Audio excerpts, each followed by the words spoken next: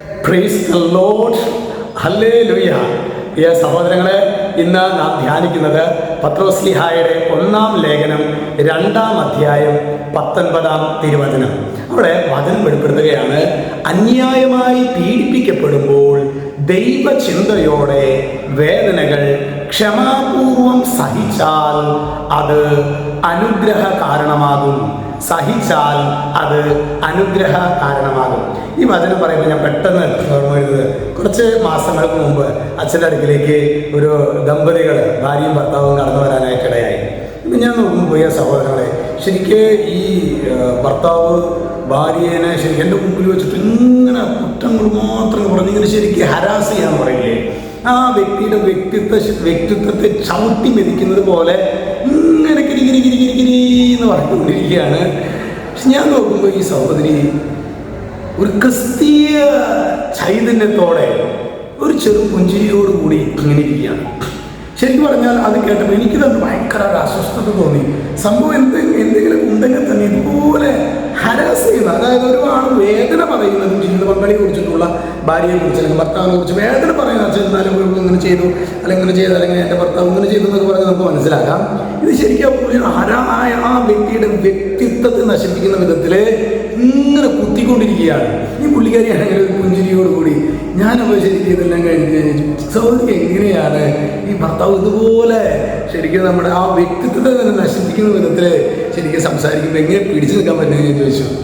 ഞാൻ പറയാം, അപ്പോൾ ആ പുള്ളിക്കാരി പറഞ്ഞ വചനാണ് വെച്ചാൽ 1 പത്രോസ് 2:19. ഞാൻ പൂർണ്ണമൊന്നുമല്ല വെച്ചാൽ ഈ കുറവുകളൊക്കെ ഉണ്ട്. പക്ഷെ ചേട്ടൻ പറയുന്ന പല കാര്യങ്ങളും അതൊന്നും ഞാൻ വിചാരിച്ചിട്ട് അങ്ങനെ ആ ഒരു അർത്ഥത്തിൽ ചെയ്യുന്നതല്ല. അതൊക്കെ അങ്ങനെ വേണമെങ്കിൽ വ്യാഖ്യാനിക്കപ്പെടാം.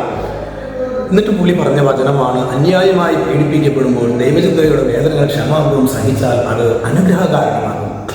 ഞാൻ തിരിച്ച് ഈ പുള്ളിക്കാരോട് ഞാനിങ്ങനെ ജീവിത പങ്കാളി ഭർത്താവിൻ്റെ അത് വളരെ പുള്ളി കുറച്ച് കാര്യങ്ങൾ പറഞ്ഞു. പക്ഷെ എത്ര മാന്യമായ ഭാഷയാണെന്നറിയാമോ ഈ ഭർത്താവ് ഉപയോഗിച്ചതിൻ്റെ നേരെ ഓപ്പോസിറ്റായിട്ടുള്ള ചെറിയ ചെറിയ കുറവുകളൊക്കെ പറഞ്ഞാൽ, അതായത് മുഖം വരുത്തിട്ട് എനിക്കൊന്നും പറയാനില്ല, അങ്ങനെയല്ല, കുഞ്ഞു കുഞ്ഞു കാര്യങ്ങളൊക്കെ പുള്ളി പറഞ്ഞു. പക്ഷെ എത്ര മാന്യമായ ഭാഷയിലാണെന്നറിയാമോ ഈ ഭാര്യ ഭർത്താവിനെ കുറിച്ച് പറഞ്ഞത്. എനിക്ക് ഭയങ്കരമായിട്ട് ഈ സഹോദരിയിൽ ഞാൻ കണ്ടത് ഒരു ക്രിസ്തീയ ചൈതന്യത്തോടെ കാര്യങ്ങൾ പറയണം, എന്നാൽ അത് മുറിപ്പെടുത്താതെ പറയാൻ എത്രമാത്രം നമുക്ക് പറ്റുമോ അത്രമാത്രം നമ്മൾ അനുഗ്രഹീതരാണ്. Praise the Lord. ഇതെനിക്ക് തോന്നുന്നു ഇന്ന് ഞാൻ ഈ ഒരു വചനം 2 കാര്യങ്ങളാണ്. ഒന്ന്, നമുക്ക് അന്യായമായിട്ട് പീഡിപ്പിക്കപ്പെടും ഇങ്ങനെ പറയരുത്. ദൈവമേ, ഞാൻ എന്ത് തെറ്റ് ചെയ്തിട്ടാണ് കർത്താവേ എനിക്കിത് വന്നത് അങ്ങനെ ചോദിക്കരുത്. അന്യായമായി പീഡിപ്പിക്കപ്പെടുമ്പോൾ ദൈവചിന്തയോടെ വേദനകൾ ക്ഷമാപൂർവം സഹിച്ചാൽ അത് അനുഗ്രഹ കാരണമാകും. ഒന്ന്, നമ്മൾ ചെയ്യാത്ത തെറ്റിനെ ക്രൂശിക്കപ്പെടുമ്പോൾ, അത് നമ്മൾ തെറ്റ് ചെയ്തിട്ട് അതിൻ്റെ പേരിൽ നമ്മൾ പഴി കേൾക്കുമ്പോൾ അതിൽ പ്രത്യേകിച്ച് ഒന്നുമില്ല, എന്നാൽ നമ്മൾ ചെയ്യാത്ത തെറ്റിൻ്റെ പേരിൽ, അതാണ് ക്രിസ്തുവിൻ്റെ സഹനം. അതാണ് ഈ സഹോദരിക്ക് നമുക്ക് കാണിച്ചു തരുന്നത്. 2, നമുക്ക് ഈ സഹോദരിയിൽ നിന്ന് നമ്മൾ മനസ്സിലാക്കേണ്ട ഒരു കാര്യമാണ്, നമ്മുടെ എതിർപ്പ് അല്ലെങ്കിൽ നമ്മുടെ വിയോജിപ്പ് അത് മാന്യമായ ഭാഷയിൽ, ചിലപ്പോഴെങ്കിലും അഭ്യസ്ത വിദ്യർ എന്ന് പറയുന്നവർ പോലും അവർ തങ്ങൾക്കിഷ്ടമില്ലാത്ത കാര്യങ്ങൾ വരുമ്പോൾ റെസ്പോണ്ട് ചെയ്യുന്ന വിധം അത് വളരെ പ്രാകൃതമായിട്ട് തോന്നാറുണ്ട്. Praise the Lord. ഹല്ലേലൂയ. നമുക്ക് ഈ 2 കാര്യങ്ങൾ, ഒന്ന്, നമ്മൾ ചെയ്യാത്തതിൻ്റെ ആരോപിക്കപ്പെടുമ്പോൾ നഷ്ടതയിലാകരുത്, സംയമനത്തോടെ കാര്യങ്ങൾ കൈകാര്യം ചെയ്യണം.